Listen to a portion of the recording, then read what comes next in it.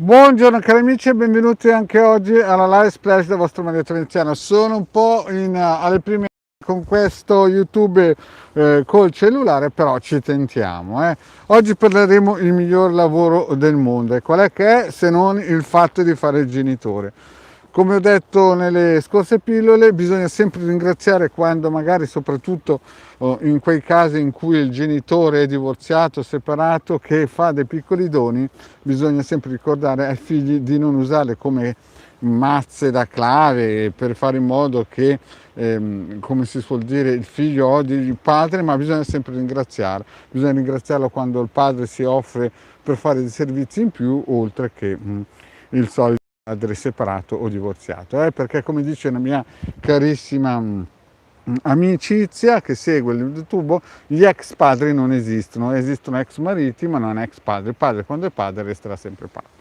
Però bisogna anche capire una cosa, che quando si è genitori si hanno anche delle responsabilità molto importanti anche a riguardo di dove far crescere i figli, no? Perché molto spesso e volentieri alcune persone a un certo punto, già all'acquisto della casa bisognerebbe fare un'indagine radiostesica approfondita per vedere se si porta la famiglia in un posto sano oppure se si porta in un posto con delle memorie estremamente negative. Ma al di là di questo, poi anche non solo la via, il condominio, tante cose, tante variabili bisognerebbe tenere in considerazione se si vuole fare il lavoro più bello del mondo. Una cosa anche importante, no?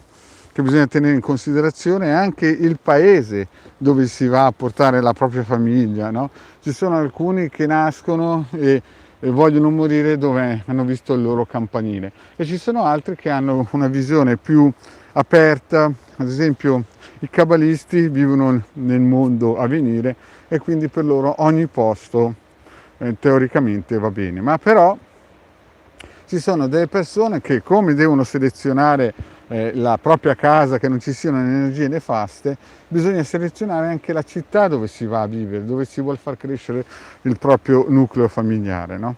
E perché? Perché ci sono alcuni posti, no, che vivono in abbondanza, ma una abbondanza che è data dalla misericordia divina, in cui ci sono fabbriche, posti di lavoro in abbondanza, ma la cosa pubblica è gestita male, gestita con un senso di misericordia senza un senso della mano sinistra, e quindi non ci sono regole, è tutto disorganizzato, c'è un benessere fittizio, forse dato dall'industria, forse dato anche dal clima, dall'aspetto del territorio, ma non viene tenuto in considerazione anche il fatto amministrativo, dove non esiste la mano sinistra, e per mano sinistra intendo dire la giustizia.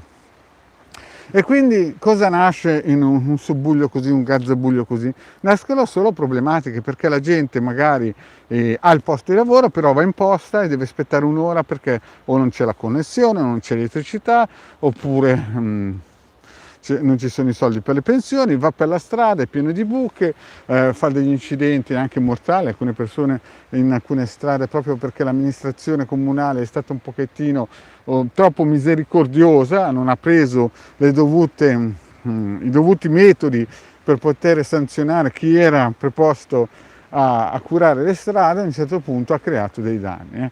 Quando si vive in città con un'estrema misericordia, dove si vede che c'è tantissima abbondanza, ma non c'è una struttura da mano sinistra, dove non c'è la giustizia, quindi senza giustizia non c'è ordine, a questo punto la misericordia finirà, perché la misericordia non è infinita, solo infinito l'amore di Dio, e dopo dovrà raggiungere o arrivare quella che viene definita non il castigo di Dio come Sodoma e Gomorra, ma viene definita l'entropia. Quindi quei paesi che vivono in quello stato di misericordia, dove per 50 anni hanno avuto fabbriche, industrie, turismo, no? A un certo punto, se non usano anche l'altra parte della misericordia, che è la mano sinistra, che è la giustizia, a questo punto qui, come si suol dire, entreranno in entropia. E non c'è santo che tenga, speculazioni intellettuali, ossimori che si vogliono dire. Alla fine, se non si costruisce, si distrugge.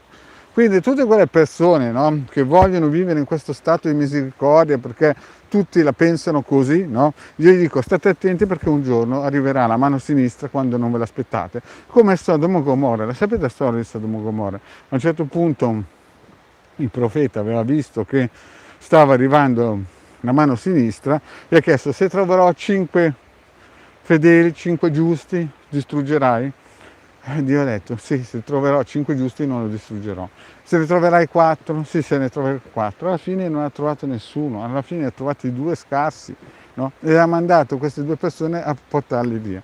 Il problema è molto semplice, cari amici: chi vive in quelle città dove non c'è la mano sinistra ma c'è solo la misericordia, un benessere fittizio, è destinato molto probabilmente un giorno, se non è oggi, domani, e se non è domani sarà un giorno, ma a conoscere la mano sinistra, la realtà della mano sinistra. Quindi a tutti quei genitori che stanno facendo il più bel lavoro del mondo, cioè fare i genitori, io gli consiglio, no,